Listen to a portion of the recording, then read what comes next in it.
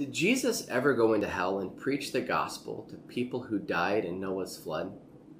Welcome back to Dining Room Devos. In today's Dining Room Devo, we're going to explore an often misunderstood passage of Scripture and get into some interesting theology as well. We're looking at 1 Peter 3, verses 19 and 20, but I'm actually going to begin reading at the last half of verse 18 for better context. It says, "He was put to death in the body, but made alive by the Spirit, through whom he also went and preached to the spirits in prison, who disobeyed long ago when God waited patiently in the days of Noah while the ark was being built. In it, only a few people, 8 in all, were saved through water." And we're going to stop there and get into verse 21 next time. You know, verse 19 is one of the most difficult passages in the entire New Testament to interpret.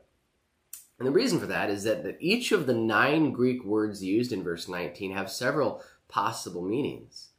And through the centuries, people have offered different interpretations. And one of the more popular interpretations in verse 19 is that Christ, either right after his death or right after his resurrection, went to the place of the dead, sometimes called Sheol or Hades, and that he preached the gospel to Old Testament people in order to bring them to salvation. Maybe you've heard this interpretation before. And it sounds attractive, doesn't it? I mean, we like the idea of people who lived before Jesus getting a chance to respond to the gospel message. But really, there's several problems with this interpretation. I'd like to get into those. The first problem is who it is that Jesus preaches to. Peter says he preaches to the spirits in prison who disobeyed long ago. Now, Peter in his writings never uses the word spirits in referring to people. But we've seen twice so far in 1 Peter that when he's referring to people, he does use the word souls. Now, we may not think there's much of a difference between spirits and souls, but really there is a difference. In fact, in the New Testament, every time the word spirits is used, it always refers to angels or to demons, but never to people. In fact, even if Peter had used the word spirits to refer to people living in Noah's day, you would think he would have said the spirits of those who disobeyed. But instead he said the spirits who disobeyed. You see, he refers not to the spirits of people, but to spirits themselves. And he says that these spirits are imprisoned, awaiting judgment. It's actually very similar to what Peter says in 2 Peter 2, verse 4, where he says that God did not spare angels when they sinned, but sent them to hell, putting them into gloomy dungeons to be held for judgment. Peter is referring to fallen angels who are awaiting their final judgment and being thrown into the lake of fire that we read about in the book of Revelation. The second problem with this interpretation is the word preached. And then it begs the question, what is it that Jesus preached? Now, when we use the word preach, it almost always refers to the gospel message, to salvation by grace through faith in Jesus Christ. And so we might be tempted to think that anytime we see the word preach, that that's what it means, that's what it refers to. But we shouldn't read into the passage more than we need to. In fact, the Greek word that's translated preach really means to proclaim. So it's possible Jesus didn't really preach so much as he proclaimed.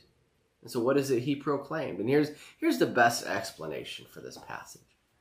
Is that either before or after his resurrection, Jesus went into the angelic realm where evil spirits are imprisoned and proclaimed that he had been victorious over death, that he had been victorious over Satan.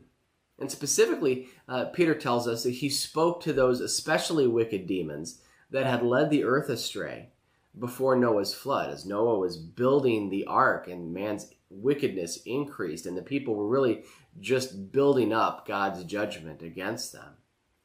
Now, no other scripture really clearly refers to this event, but this is the best explanation that we can come up with based on the context and based on what's said here. But this is where verse 20 comes in. It's important because verse 20 speaks about God's patience. Now, Peter is telling us to patiently put up with persecution. I mean, how hard it is to look at the wickedness around us. Think of it this way. How much harder was it for Noah? I mean, we're told in Genesis that Noah's family was the only people on earth that followed God. I mean, the wicked may have felt that they were victorious in the world by leading people astray. And those fallen angels may have thought that they were really getting the victory on earth because of the way they were able to lead people astray. But God was being patient. And he put up with Noah's suffering, and Noah put up with his own suffering, because ultimately God would attain the victory one day. And Christ proclaimed that victory over Satan in the angelic realm, which is what Peter talks about in verse 19. And so similarly, we can endure suffering because God is being patient in allowing that suffering, and we are going to one day have the ultimate victory on the day of Christ's return.